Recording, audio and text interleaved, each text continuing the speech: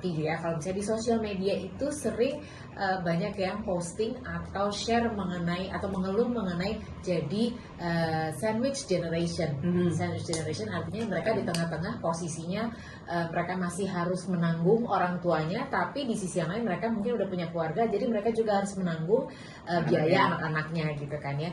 Nah terus kadang tuh gue suka mikir sandwich generation, oke, kok makin lama makin sih gue gini, kok alhamdulillah kok gue nggak pernah ngerasain ya si sandwich generation itu gitu. Jadi gue lagi mikir kenapa kok gue kurang relate gitu maksud. Tapi setelah gue pikir-pikir lagi, jadi walaupun memang gue mesti akuin ya, jadi hubungan gue sama bokap itu bisa dibilang tidak terlalu mesra. Jadi ada jarak, terus juga mungkin di otak gue adalah beberapa hal yang gue rasa tuh kekurangan bokap gue.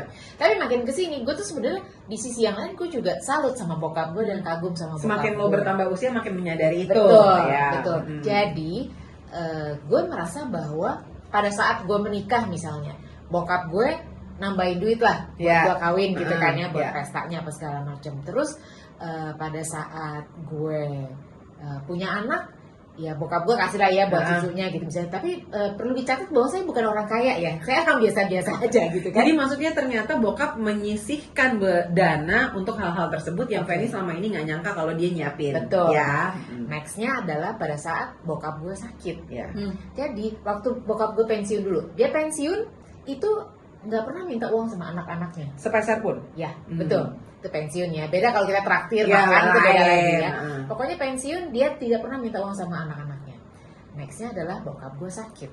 Bokap gue sakit sampai meninggal, itu biaya rumah sakit itu dia bayar sendiri.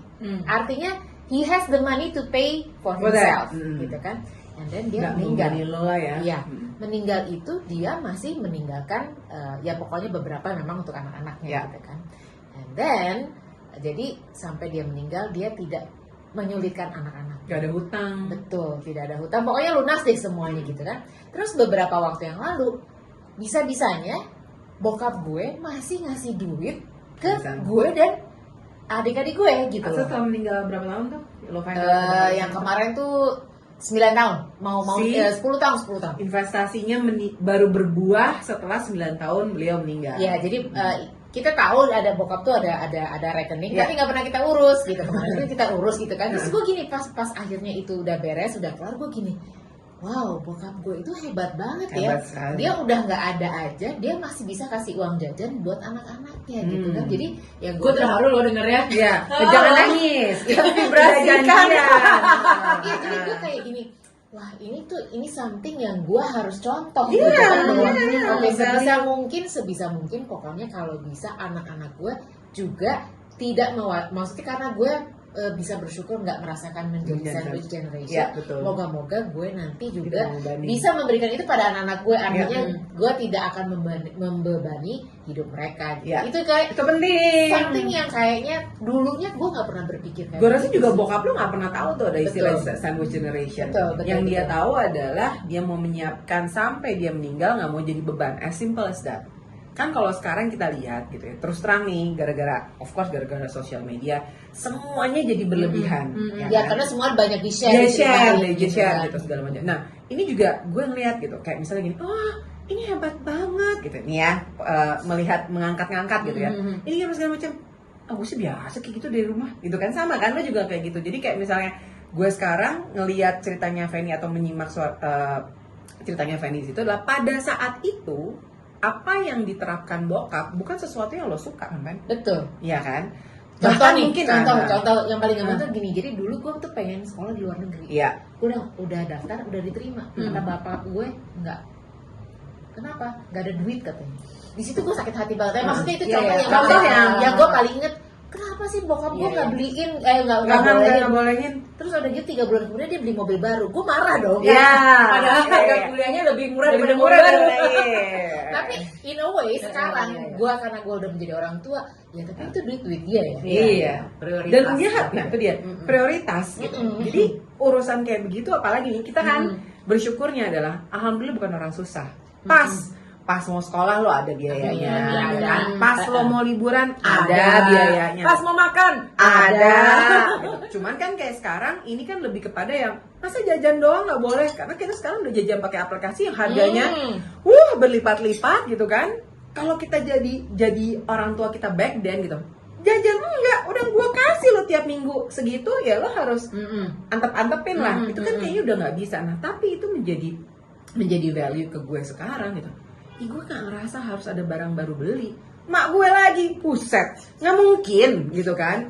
Ada apa gitu. Tapi nyokap gue bilang, lo mau apa? Lo mau experience-nya ngelihat tempat itu, ayo. Tapi lo nggak harus setiap masuk toko beli. Dan nggak ada tuh, istilahnya kan, lo ada pernah lihat nggak di sosial media juga gue lihat gitu. Supaya kita dilayani dan apa memasuki toko itu. Karena nyokap gue, you are what you are, that's why they believe in you that you can afford that. But at that time, I see. Maksudnya kayak Iya. tips masuk ke toko toko branded. Nah, Iya, iya. lu masuk aja. Nggak ada, dari sananya juga nggak bilang bahwa lu jangan cegah orang yang nggak beli. Justru itu adalah tes buat mereka. That is public knowledge yang lo harusnya ditanamkan sejak dini. Jadi anaknya juga nggak pede kan, gara-gara nggak pakai branded. Lu bayangin gue sekarang sendal jepitnya lo tahu tuh yang harganya berapa, di bawah 20.000, pokoknya gue cuma mau pakai itu aja gitu. Jadi hal-hal itu yang menurut gue positive value dari bokap lo, dari bokap nyokap kita gitu, itu yang membentuk kita sekarang. Kalau gue yang lihatnya ya sekarang yang aduh, I'm so grateful dari dulu gue kagak dimanjain untuk urusan kayak gitu. Nyoba gitu. Lo Nah, kalau gue nyontek aja mereka, semoga gue bisa mengadop itu semua di gue sekarang. Tapi apa kira-kira yang mungkin yang hal sepele yang Kalau belum sepele, bisa, kalau gue hal sepele tuh contohnya dulu tuh gue paling sebel kalau nyokap gue udah mulai ngomel ya, teriak gini, gunting deh mana? Lo pernah nggak gitu? Satu rumah menggelegar gitu ya, gunting Aduh, ya, ini urusan gue, lain. ini gue gitu kan ya, ini masih digunting gitu. Jadi meletakkan barang-barang kembali pada tempatnya gitu. Iya, Terus rumah gue itu bisa dibilang rumah nyokap bokap gue itu rapi gitu. Jadi barangnya di situ ya harus balikkan di situ. Gitu. Pindah ke kanan ya lo harus balikin di Ke situ kanan. juga gitu, ke kanan. Dan itu ternyata secara nggak sadar subconscious gue terbawa ke rumah di saat gue sekarang ini. Jadi gunting ya emang harus taruh di situ, ya udah taruh Iya. di situ. I Jadi think kalau really memang to that. misalnya gue pindahin gunting dari kiri ke kanan, Kesel. ya lo kesel awalnya, tapi bisa kasih tahu gunting pindah ya ke kanan, ya semuanya nanti balikinnya mesti ke kanan. Pokoknya kembalikanlah benda pada tempatnya. Jadi Gitu. pengaturan sih. Kalau gue Dan ngeliatnya. jadi terus ya itu secara nggak sadar, jadi gue juga jadi sebel kalau lihat ada yang nggak rapi ya. Gatel, bebenah.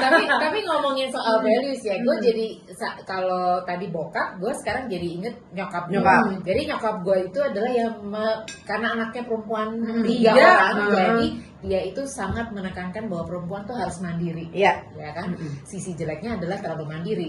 Iya. Kadang-kadang suami gue komplain, "Lu sih terlalu mandiri." Iya iya iya. Juga kan. Flyer tuh harus dikecilin dikit ya. Nah, cuma maksudnya gini, jadi mandiri itu, dan satu mandiri yang kedua adalah bodoh amat.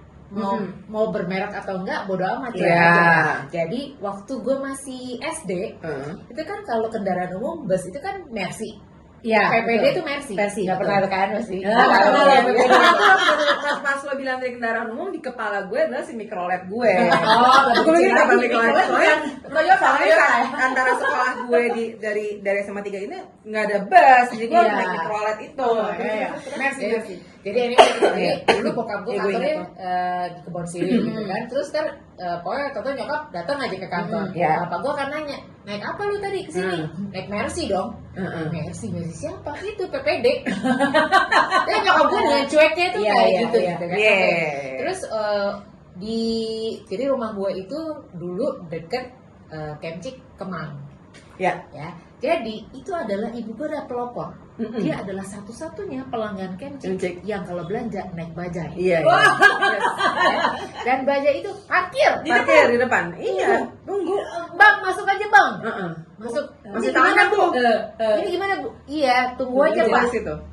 Nanti saya diusir siapa? Enggak. Enggak. Tunggu aja situ. Tunggu Nah, sebentar, tunggu, saya tunggu. pusing katanya gitu. Udah, nyokap gue masuk, cek. Dia keluar lagi. Udah, dia naik bajai pulang. Pulang. Iya.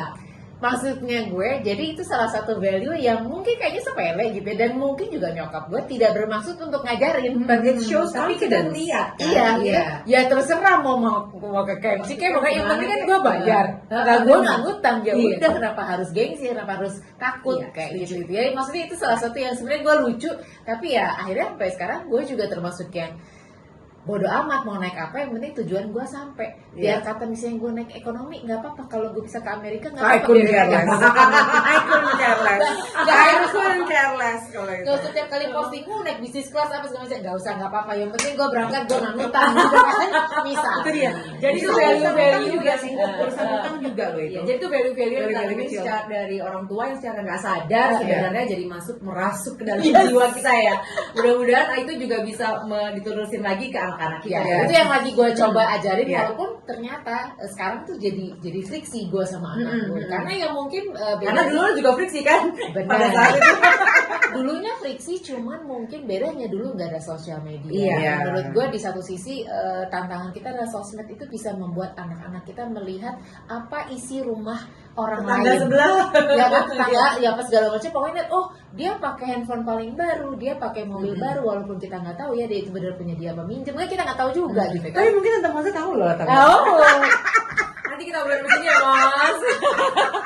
Nah, jadi ini adalah hal kecil yang back then we took it for granted, benar nggak Yes, sih? yes, Ya kan, we took it for granted. Jadi hal-hal kecil apa yang kita dapat nih dari orang tua kita, dan itu bukan suatu beban yang bisa kita share lagi ke anak-anak kita, value-nya yang mungkin sekarang tuh udah tipis. Salah satunya buat gua adalah to show respect gitu. Jadi itu aduh itu pedes banget sih gitu. Karena gue kalau ngelihat anak-anak gue gitu ya salam sama orang itu, gue nggak harus yang salam gitu.